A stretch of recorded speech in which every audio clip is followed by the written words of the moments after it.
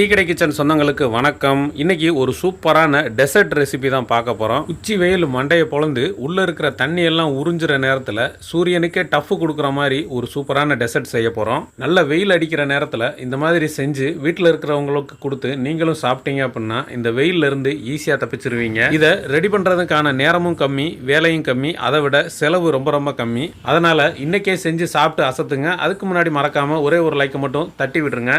இன்னைக்கு நம்ம டீ கடை கிச்சனில் கோடை வெயில தாங்குறாப்புல நம்ம ஒரு கூல்ட்ரிங்க்ஸ் தான் செய்ய போகிறோம். அந்த கூல்ட்ரிங்க்ஸ் செய்கிறதுக்கு நல்ல அடிக்கனமான பாத்திரம் ஒன்று எடுத்துட்டு இப்போ இதில் 1/2 லிட்டர் தண்ணி சேர்த்துருக்கோம். அடுப்பு பற்ற வச்சுட்டு 1/2 லிட்டர் தண்ணி சேர்த்துருக்கோம். இப்போ நம்ம 1/2 லிட்டர் தண்ணி ஊற்றி சூடாகிட்டு இருக்கும் போதே 1/2 லிட்டர் பால் அதையும் உள்ளே சேர்த்துருங்க. கூல்ட்ரிங்க்ஸ்ன்னு சொன்னீங்க, இன்றைக்கி என்ன அப்படியே சூடாக்கிட்டு இருக்கீங்கன்னு சொல்ல வேண்டாம். சூடாக்கி தான் அதை நம்ம ரெடி பண்ணி அதை கூல் பண்ணி குடிக்கணும். இப்போ வந்து பால் நல்லா சூடாகட்டும். இப்போ நம்ம இந்த சேர்த்த பாலில் ஒரு 100 ml மட்டும் தனியாக எடுத்துருங்க. ஒரு 100 ml மட்டும் தனியாக எடுத்து வச்சுருங்க. கலந்து விடுங்க, அப்பப்போ கலந்து விடுங்க, அடிப்பிடிக்காத அளவுக்கு. பால் சூடாகிட்டு இருக்கும்போதேவும் இதுக்கு தேவையான இனிப்பு ஒரு 100 கிராம் ஜீனி, 100 கிராம் ஜீனியை நம்ம இதில் சேர்த்துடணும். இந்த பாலோடு சேர்ந்து அந்த ஜீனி நல்லா கரைஞ்சி கொதிச்சு வரட்டும். பால் நல்லா ஒரு கொதிச்சு வந்துருச்சு. இப்போ கொதிச்சு வரும்போதேவும் நமக்கு இங்கே சேமியா, இது வந்து இந்த ரோஸ்டட் சேமியா, நல்லா ரோஸ்ட் பண்ண சேமியா, அந்த மாதிரி ஒரு ப்ரௌனாக இருக்கும். இது 100 கிராம். இந்த 100 கிராம் சேமியாவை பால் கொதிச்சு வரும்போது உள்ளே சேர்த்துருங்க. சேர்த்துட்டு நல்லா கலந்து விடுங்க. கலந்து விட்டுட்டு அடுப்பு மீடியத்தில் வச்சுக்கோங்க. இப்போ நம்ம வந்து பால் வந்து நான் ஹை ஃப்ளேமில் தான் கொதிக்க வச்சேன். இப்போ நம்ம சேமியா போட்டோடனே அடுப்பு மீடியத்துக்கு மாற்றிட்டு, ஏன்னா பொங்கி வராமல் இருக்கணும், அப்பப்போ மட்டும் அடிப்பிடிக்காத அளவுக்கு கலந்து கொடுத்துக்கிட்டே இருங்க. சேமியா நமக்கு கொஞ்சம் நல்லா வெந்து வரட்டும். அந்த வெந்து வர்ற டயத்தில் ஒரு சின்ன வேலை இருக்குது, அதை பார்த்துடலாம். இப்போ நம்ம சின்னதாக ஒரு கிண்ணத்தை எடுத்துகிட்டு இதில் வந்து கஸ்டர்ட் பவுட்ரு ஒரு 2 டேபிள் ஸ்பூனு இந்த கிண்ணத்தில் சேர்த்துக்கோங்க. இப்போ நம்ம கஸ்டர்ட் பவுட்ரு 2 டேபிள் ஸ்பூன் எடுத்துட்டு இப்போ நம்ம ஏற்கனவே பால் எடுத்து வச்சுருந்தோம்ல, ஒரு 100 ml பால், அதில் வந்து இதை நல்லா கரைச்சிக்கிறணும். இந்த கஸ்டர்ட் பவுடரை போட்டு நல்லா கரைச்சிக்கங்க இந்த பால்லையும். இது வந்து நம்ம சூப்பர் மார்க்கெட்லேயே கிடைக்கும், ஒரு எளிமையான முறையிலே கிடைக்கும். ஒரு தடவை நீங்கள் வாங்கி வச்சுக்கிட்டிங்கன்னா அப்பப்போ கொஞ்சம் கொஞ்சமாக தேவைப்படும் போது நம்ம பயன்படுத்திக்கலாம். இந்த வெயில் காலம் வருது, அப்பப்போ அந்த மாதிரி நம்ம சொல்லக்கூடிய அந்த ஜூஸ், வெயில் காலத்துக்கு கூல்ட்ரிங்க்ஸ் குடிக்கிறதுக்கு இந்த மாதிரி நம்ம தயார் பண்ணும்போது தேவைப்படும். இப்போ நல்லா கரைச்சாச்சு. இந்த அளவு கரைச்சி இருக்கட்டும். அது வாட்டில் நல்ல மீடியமான ஹீட்டில் ஒரு 5 நிமிஷம் இந்த சேமியா நல்லா வெந்து வந்துருச்சு.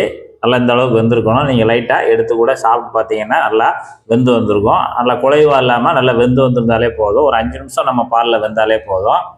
இப்போ நமக்கு சேமியா வெந்து வந்துருச்சு. இப்படி வெந்து வந்த சமயத்தில் இப்போ நம்ம கஸ்டர்ட் பவுடருங்க கரைச்சி வச்சுருக்கோம்ல, அதை வந்து உள்ளே சேர்த்துருங்க. அதாவது திக்னஸுக்கு தக்கன இப்போ நம்ம எடுத்துருக்க அளவு கரெக்டான அளவு, அதனால் நம்ம எல்லாத்தையும் இதில் சேர்த்துடலாம். சேர்த்துட்டு நல்லா கலந்து விடுங்க. அடுப்பு மீடியத்தில் இருக்கட்டும்.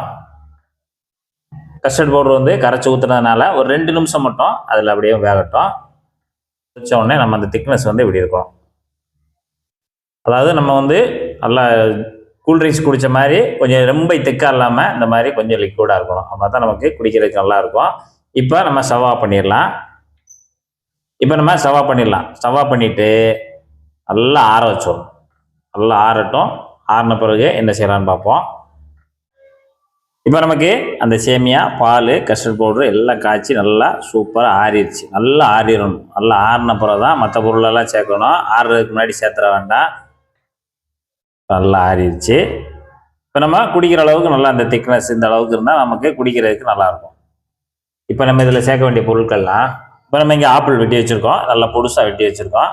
இது வந்து 100 கிராம் இருக்கும். அந்த 100 கிராம் ஆப்பிள் நல்லா பொடுசாக வெட்டி வச்சுருக்கோம்ல, அதை நம்ம இதில் உள்ள சேர்த்துடலாம்.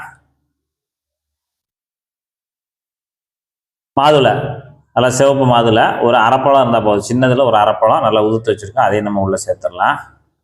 கருப்பு திராட்சை பழம் சும்மா ஒரு 10 போல் நல்லா 2 வெட்டி வச்சுருக்கோம், அதையும் நம்ம உள்ளே சேர்த்துடலாம். மாம்பழம் வந்து நல்ல ஒரு இனிப்பாக மாம்பழம் வாங்கிட்டு ஒரு அரைப்பழத்தை நம்ம கட் பண்ணி இந்த மாதிரி பொடிசாக கட் பண்ணி வச்சுருக்கோம், அதையும் நம்ம உள்ளே சேர்த்துடலாம். அதாவது நம்ம செய்திருக்கக்கூடிய பொருளுக்கு தக்கன பழத்தை வந்து நம்ம சேர்த்துக்கலாம். 2வது நமக்கு என்ன பழம் பிடிக்குமோ பிடித்த பழமான இதை உள்ளே சேர்த்துக்கலாம். செவ்வாழைப்பழத்தை தொலியை உரிச்சிட்டு நல்லா பழத்தை தொலியை உரிச்சிட்டு நல்லா 4 நாளாக கட் பண்ணி சின்ன சின்ன பீஸாக வச்சுருக்கோம். அதையும் நம்ம இதில் சேர்த்துக்கலாம். செவ்வாழைப்பழம் அரைப்பழம் சேர்த்துருக்கோம். இது வந்து சப்ஜா விதை வந்து ஒரே ஒரு டீஸ்பூன் எடுத்து தண்ணியில் ஒரு 1/2 மணி நேரம் ஊற வச்சோம்னா நல்லா இந்த மாதிரி நல்லா ஊறி வந்துடும். அதையும் நம்ம உள்ளே சேர்த்துக்கலாம். இப்போ நம்ம சேர்க்க வேண்டிய பழமெல்லாம் நமக்கு பிடித்தமான பழங்கள்லாம் சேர்த்தாச்சு. சேர்த்துட்டு நல்லா கலந்து விட்டுருங்க. இப்போ நமக்கு சூப்பரான ஒரு கூல்ட்ரிங்க்ஸ் தயாராகிடுச்சு. கூல்ட்ரிங்க்ஸு தயாராகிருக்கு. ஆனால் இனிமேல் தான் நம்ம கூலிங் வைக்க போகிறோம். இது அப்படியே நம்ம ஃப்ரிட்ஜில் தூக்கி நல்லா கூல் பண்ணிவிட்டு அப்புறம் ஊற்றி குடித்தா சூப்பராக இருக்கும். குடிச்சு பார்ப்போம்.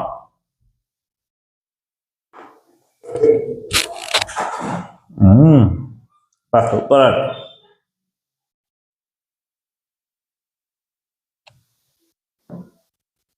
வா, அப்படியே அந்த கூலிங்கோட குடிக்கும்போது நமக்கு அருமையாக இருக்கு.